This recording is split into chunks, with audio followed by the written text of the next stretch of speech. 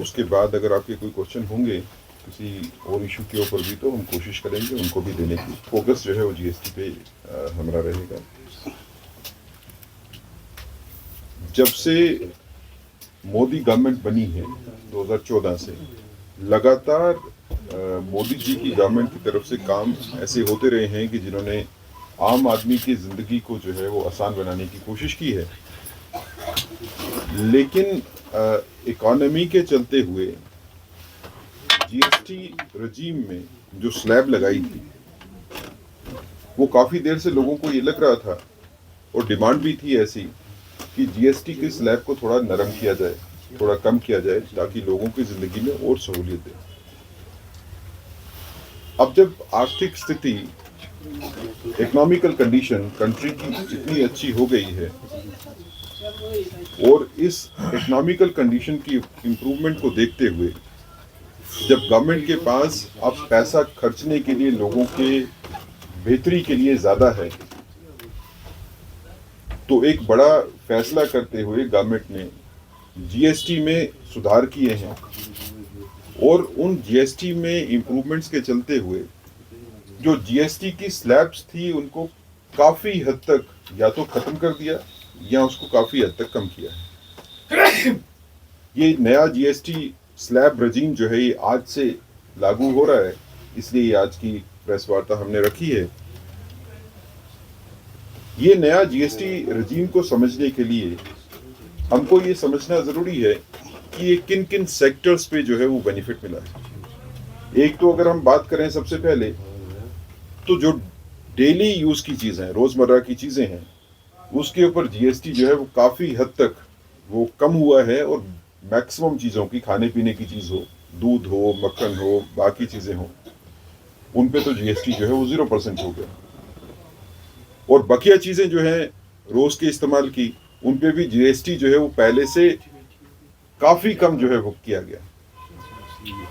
मकान बनाने की ज़रूरत है, सीमेंट के ऊपर जीएसटी जो है वो पहले से काफ़ी कम हो गया।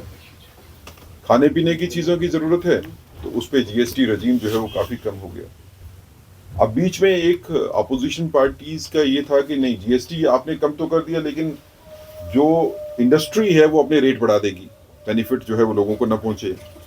तो गवर्नमेंट ने वो भी इंश्योर किया कि कोई इंडस्ट्री अपना रेट नहीं बढ़ाएगी, जीएसटी का सीधा बेनिफिट जो है वो कंज्यूमर को मिलेगा।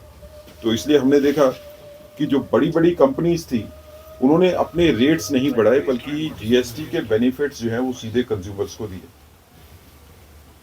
न सिर्फ रोजमर्रा की चीजों के लिए बल्कि अगर आप देखें मिडिल क्लास को कंफर्टेबल करने के लिए गाड़ियों के ऊपर जीएसटी जो है वो काफी कम कर दिया गया, टू व्हीलर्स के ऊपर जीएसटी जो है वो काफी कम कर दिया गया। मिडिल क्लास की लाइफ जो है वो ज्यादा बेहतर हो, उसमें आसानी रहे, सहूलियत ज़्यादा मिले, उसके लिए गवर्नमेंट ने काम किया जीएसटी रजीम में चेंजेस करके। इसी तरह एजुकेशन सेक्टर में बड़ी चेंजेस जो हैं वो इसमें की गई और आप देखेंगे कि एजुकेशन सेक्टर में जो चीज़ें इस्तेमाल होती हैं, चाहे वो स्टेशनरी हो या बाकी चीज़ें हो, उनके ऊपर जीएसटी 0% कर दिया गया। तो स्टूडेंट्स के लिए जो है ये बेहतरी के लिए आगे काफ़ी मदद करेगा। किसान काफी देर से जो है हमारे मुल्क के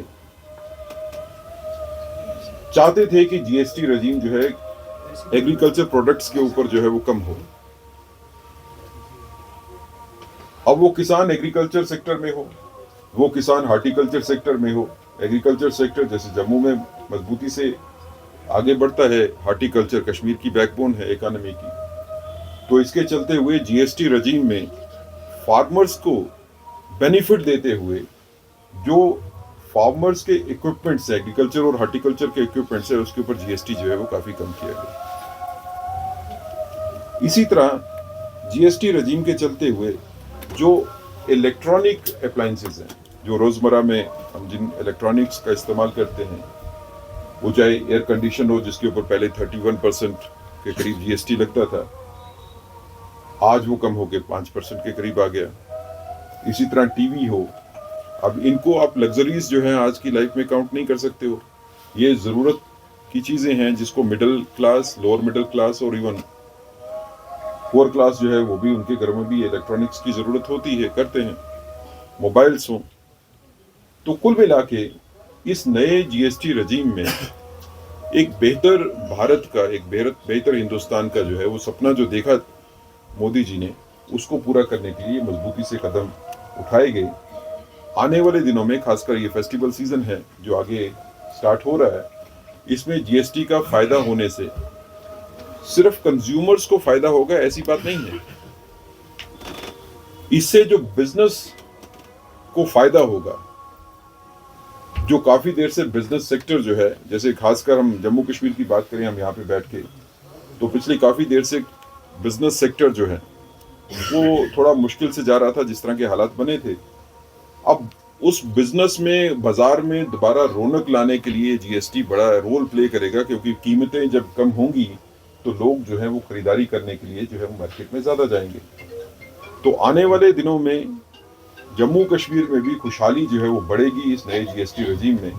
इस जीएसटी रजीम ने जो नया अमेंडमेंट के बाद आया है, लोगों के चेहरों पे खुशी लाई है।